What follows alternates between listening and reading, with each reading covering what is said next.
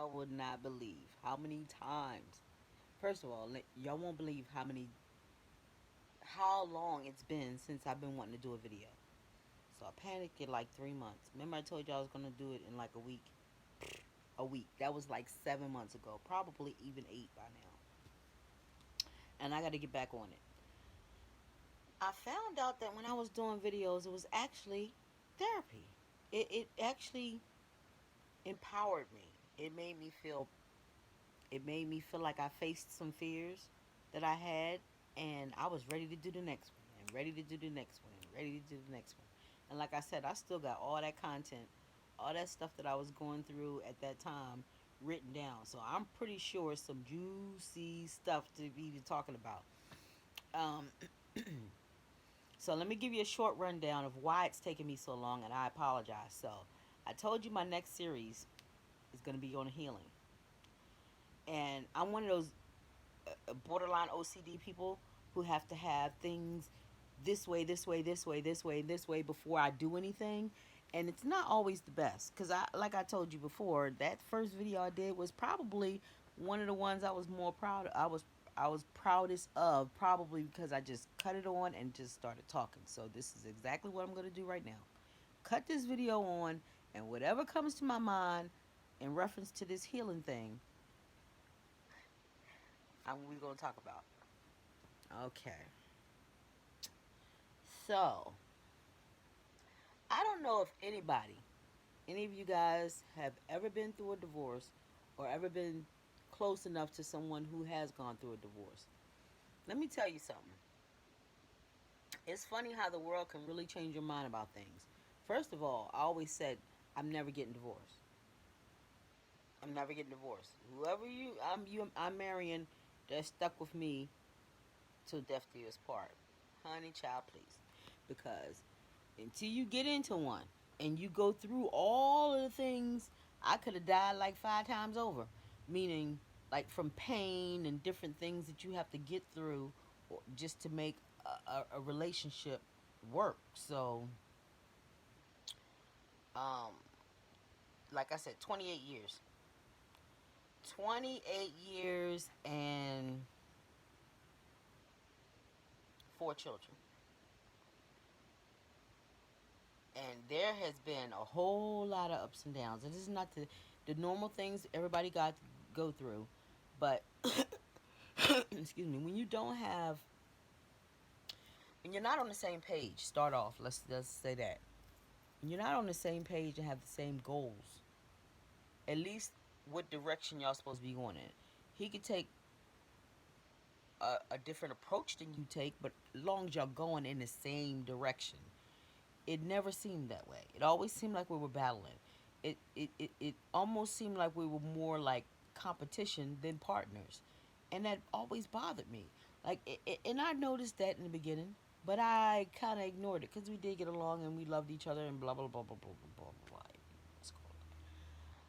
You know,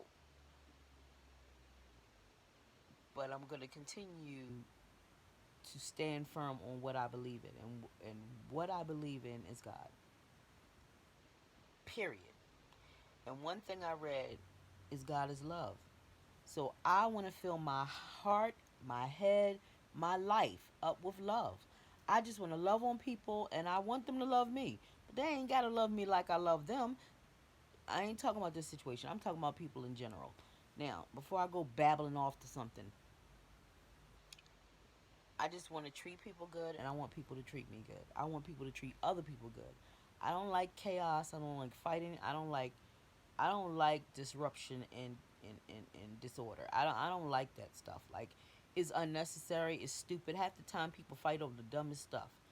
The dumbest stuff. Something that can be solved like that, or just let it go. It's not even worth the crap. Um,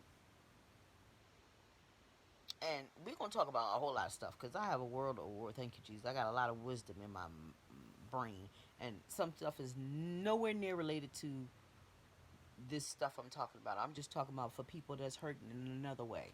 Say teenagers, early 20s, hell, mid 20s, late 20s, in love and all that crap. And Not crap. It's not crap. It's not crap. That's not nice.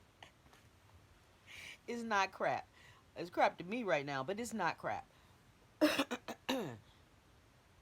um, it's a lot of things that let me say this first and foremost. This is what I've learned in this year that me and my husband have been separated, and I've had a whole lot of me time and a whole lot of time to reflect on things, think about things, and like I said, you can't just always point your finger at what somebody did. Yeah, this particular incident that we're in right now, that is the final nail in the coffin. Yeah, that's 100. That's 100% him. You know what I mean? Um, but um, things throughout the marriage, throughout like little things. You know, if they're not addressed, and come to some type of solution, mutual solution, where you both agree on what the next plan is or what's going to happen when that comes up again, then if it ever happens to come up again, or anything for that matter, um, then talk about it. But the thing that I want to tell you the thing I want to tell you first and foremost is get to know and love you. Get to know and love yourself. And if you do that, 85 to 90% of the problems in your life won't be that you've run into so far.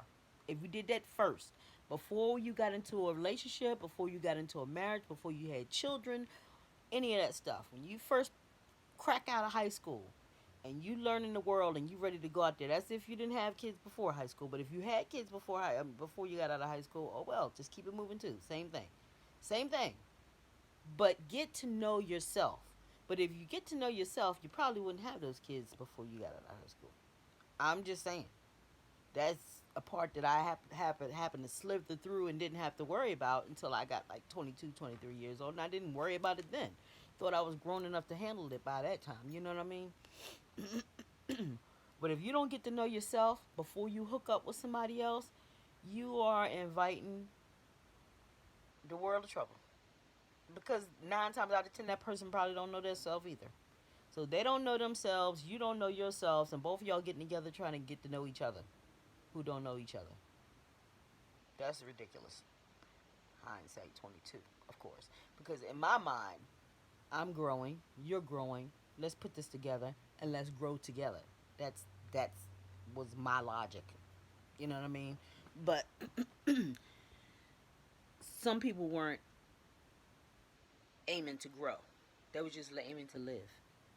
We don't have a direction. We don't have a focus. We don't have a plan. We just want to live. And uh,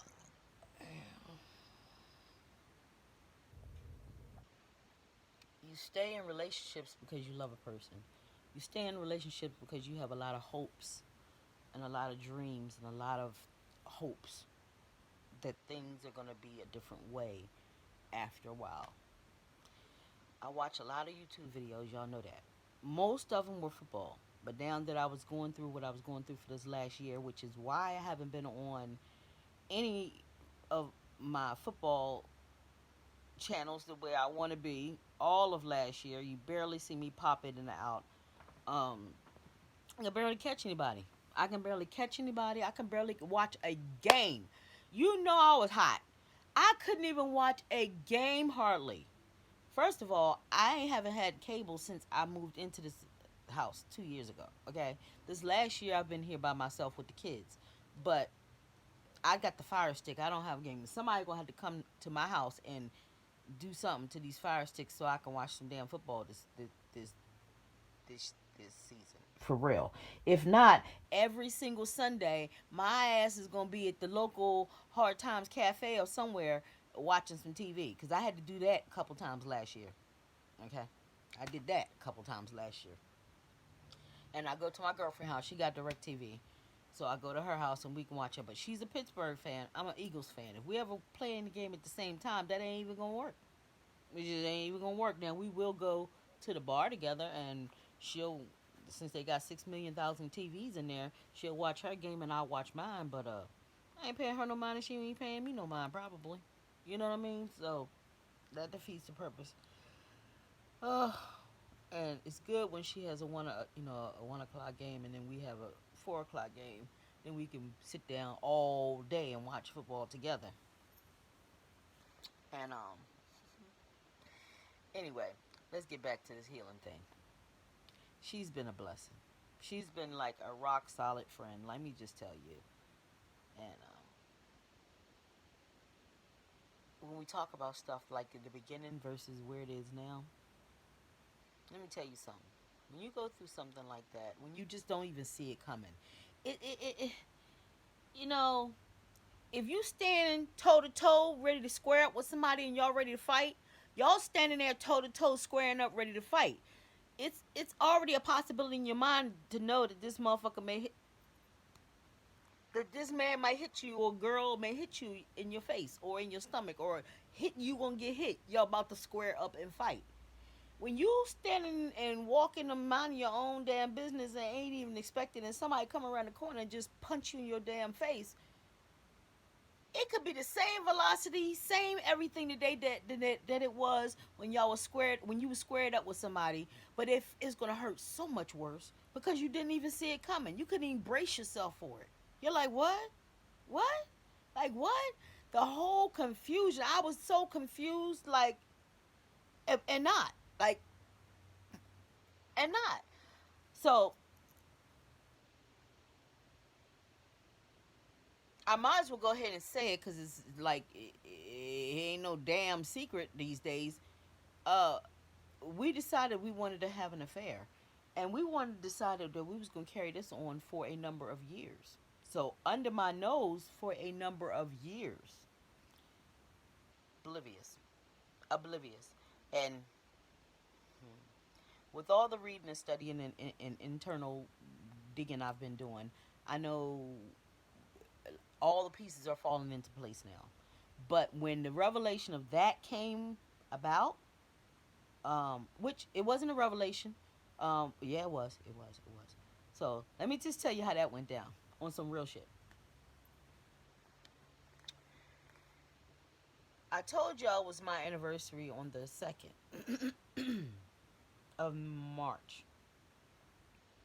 On our anniversary, we went out to lunch and we went out to dinner. That was planned only a couple of days before, which also started to feel different.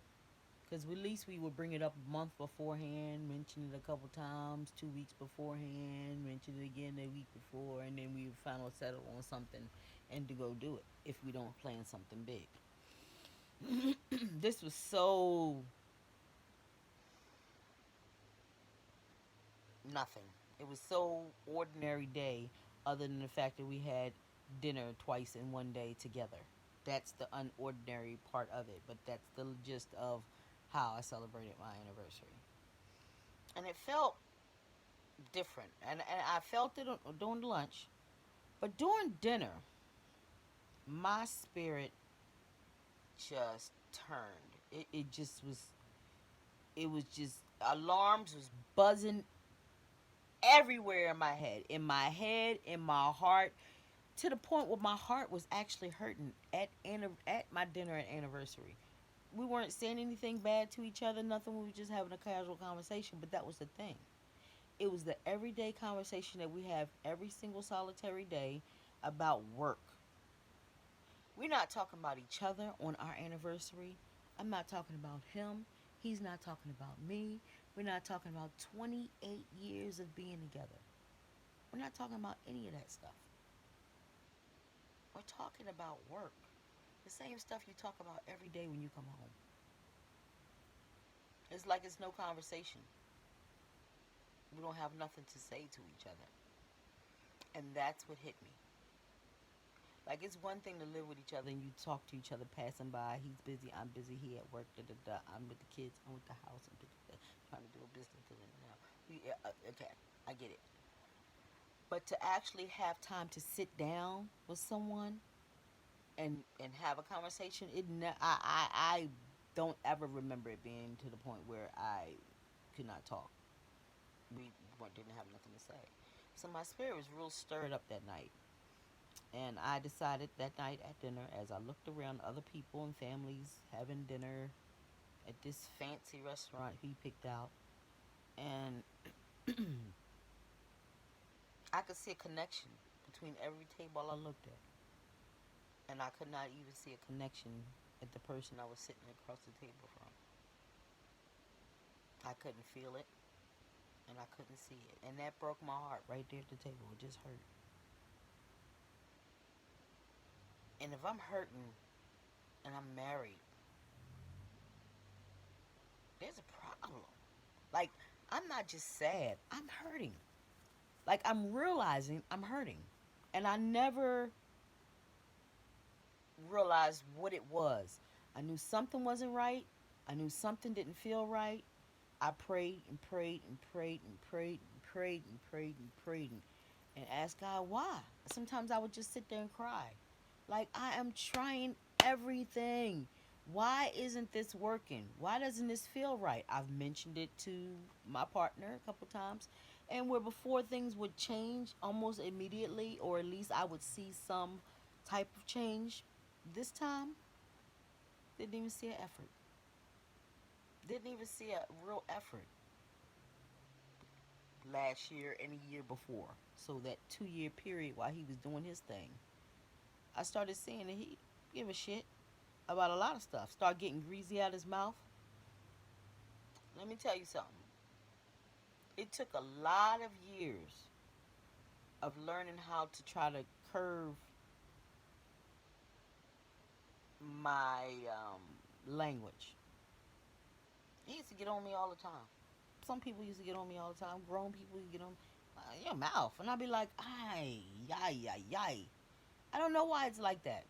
I have no clue. I, I do. I do. My mom used to curse. She went to church every single Sunday. My mom used to curse. My dad used to curse. Not much, but he'll let one out every now and again. And I'm a person who kind of wears my emotions right here. You can kind of, if I don't say anything and I do something with my eyes on my face, you already know. Y'all probably can read what the hell I'm talking about. You know what I mean? If somebody get on your nerves, I'll be like, oh, like I ain't gotta say nothing. I'm gonna shut my mouth up and walk the other way. And everything you just seen, and and just the fact that I just walked away tells you I'm good over there. Y'all go stay over there. I'm going over here because I ain't got time for the craziness. Like, you know what I mean? Anyway, backing up, going backwards again. That night I felt like something wasn't right, and that night I immediately started planning on getting away. That was a Friday night. That Saturday, you know, hair that's your hair day. If you do hair, anybody do hair and know anybody do hair. Usually Saturday is your money day, you know. Now I work from home now. I don't work at a salon, so it's still money day. You know what I mean? And yeah, I think my sanity was a little bit more important priority than my money at that time. So we're not gonna schedule no more appointments, and I didn't have any.